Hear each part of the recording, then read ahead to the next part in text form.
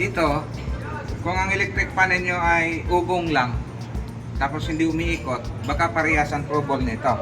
Testing natin to. Testing natin to ha. Yan. Ayan o. Ayaw umiikot o. Ugong lang siya. So paghayaan natin na ganyan, masusunog yung motor nito. So ano bang dahilan? Bakit ganun ang nangyayari? Ugong lang. So tingnan natin o.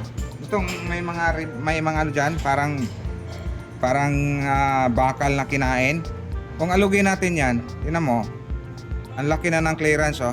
So pag mga ganito, palitin na po siya ng bushing. Ibig sabihin, wag na kayong magtubili, ano pang gagawin? Baka sabihin sila palitan ng motor, hindi po motor ang problema niyan. Bushing lang po ang issue niyan kasi ang lakas ng ugong eh. Ang lakas ng vibration. So pag pinalitan yan, lalagyan ng langis, back to normal operation na yan. Okay?